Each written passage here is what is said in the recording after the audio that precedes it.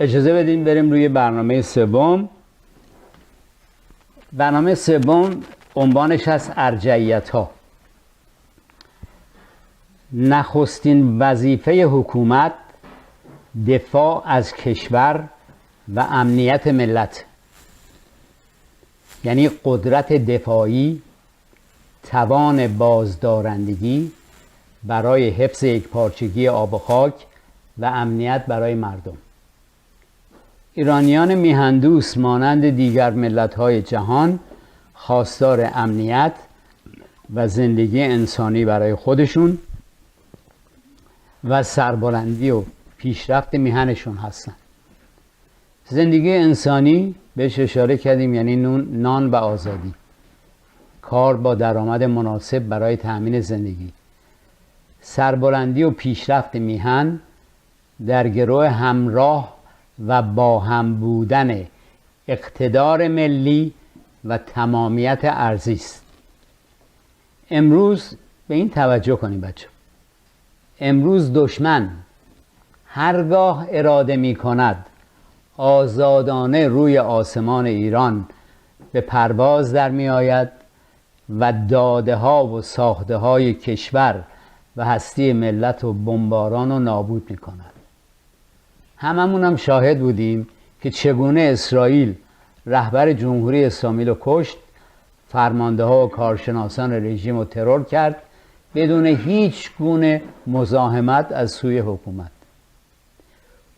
به این توجه کنید، حکومتی که توانایی دفاع از خودش رو نداره بی تردید توانایی دفاع از کشور و ملت رو نداره. هیچ بهانه‌ای برای رژیم وجود نداره که پس از 47 سال قادر نبوده و نتوانسته یک سیستم دفاعی چند لایه‌ای به وجود بیاره که امروز ایران و ایرانی چنین لخت، بی‌دفاع و آسیب پذیر نباشه. این نارسایی زائیده دید و افق محدود رژیم فقاهت. حافظ میگه که عیب می جمله چو گفتی هنرش نیز بگو. من میخوام یه چیز مثبتی هم درباره رژیم بگم. فکر نمی کنم که هدف جمهوری اسلامی از تشکیل شبه نظامیان شیعه در لبنان، سوریه، عراق و یمن بجز شیعه گری چیز دیگری بوده. ولی امروز استراتژی دفاعی نظامی آنان برای ایران، از نظامیشون برای ایران نمیشه نادیده گرفت. موضوع بعدی حملات به پایگاه‌های نظامی آمریکا در اردن، بحرین، کویت و بقیه است. به روایات ساختگی دشمن و بدخواهان ایران که این حملات رو محکوم میکنن و آن را تجاوز میشمارن توجه نکنید. این حملات تلافی جویانه کاملا قانونی و حق دفاع است. موضوع بعدی تسلیحات هسته‌ای. با در نظر گرفتن اینکه ایران در محاصره کشورهای مسلح به تسلیحات هسته‌ای است، ایران بدون تسلیحات هسته‌ای به قول مارتین ون کرولد دیوانگی است. ایشون یک تاریخ نویس، تاریخ شناس مشهور اسرائیلیه. در کد میگه ما مسلماً نمیخواهیم ایران دسترسی به تسلیحات هسته‌ای داشته باشد و من نمیدانم که آیا مشغول به دست آور آن هست یا نه، ولی در چنین جوی اگر ایران مشغول به دست آوردن تسلیحات هسته‌ای نباشد دیوانگی است. پایان گیومه. اینم اشاره کنم بهش که 20 سال پیش توی نوروز 2006 یک دونه مقاله منتشر کردم به نام یک بام و دو هوا. استانداردهای دوگانه در سیاست‌های بین‌المللی به چالش کشیدم و نوشتم که از یه طرف آمریکا از NPT می‌خواهد که ایران را در شورای امنیت سازمان ملل محکوم کند. از طرف دیگر خودش برخلاف مقررات NPT با هندوستان قرارداد فروش راکتورهای مدرن هسته‌ای می‌بندد. این کاملا نمایانگر سیاست یک بام و دو هواست.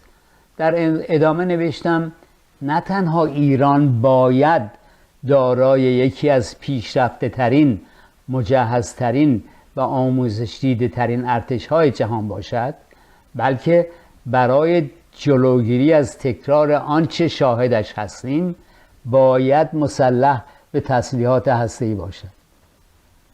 اشاره کردیم به مسئولیت دولت، یعنی نان و آزادی، که در گرو امنیت داخلی و برابری فرصت‌ها برای همه شهروندانه. سیاست مالی دولت باید استوار بر تأمین نیازهای ابتدایی مردم باشد. میدونم که این درست برعکس همون چیزی که دولت انجام میده، ولی ما با برنامه دولت موافق نیستیم، پس باید خواسته خودمون رو اینجا ارائه کنیم.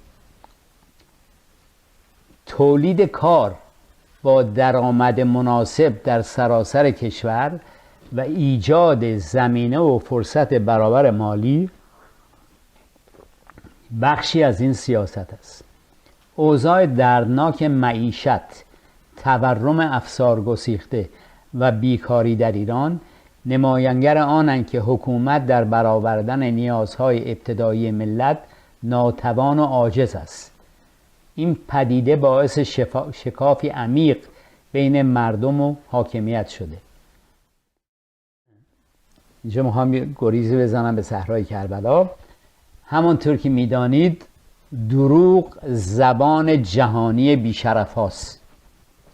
دیکتاتورها در میهنمان قرنها به ما دروغ گفتند. جمهوری اسلامی با وعده های دروغ آغاز شد و آخوندان نیز 47 سال به ما دروغ گفتند. برای مقابله با دروغ غیر از کسب آگاهی که باید دست از تنبلی برداریم، باید روایت را خودمان تعیین کنیم. سعدی 800 سال پیش در رابطه پاسخ بسیار جالبی داره. اینو اگه میدونین یه بار دیگه هم بشنوین بد نیست. ندانم کجا دیدم در کتاب که ابلیس را دید شخصی به خواب، به بالا صنوبر بدیدن چو حور، چو خورشیدش از چهره میتافت نور. فرا رفت و گفت ای عجب این تویی، فرشته نباشد بدین نکویی. تو کین روی داری به حسن قمر، چرا در جهان بزشتی ثمر. شنید این سخن بخت بشگشته دیو، به زاری برآورد بانگ و غریو. که ای نیک بخت این نه شکل من است، قلم در کف دشمن است. همینطور که میبینید من گفتم امشب من میخوام در مورد روایت صحبت کنم. این بهترین پاسخ رو میده که چون قلم دست دشمن بوده ما شیطان رو تبدیل کردیم به یک هیولا. خب یعنی روایت تعیین کننده واقعیت میشه، زیرا بررسی و پرسجو زحمت دارد و باید زمان گذاشت، ولی تکرار شایعات بسیار آسان است. برای ارائه روایت درست نه تنها قلم و بلندگو باید در دست خودمون باشه، بلکه روایت رو باید آنقدر تکرار کرد تا در افکار عمومی جا بیفته و جاسازی بشه. روایت پیشنهادی اندیشکده همونطور که در بالا گفتیم دو تا اصله، دو تا عامله: اصل بودن مردم به نان آزادی. هر آنچه ذهنتان بتواند آن را تصور کند می توانید به دست بیارید. من صحبتم تمام شد. میکروفون دست شماست.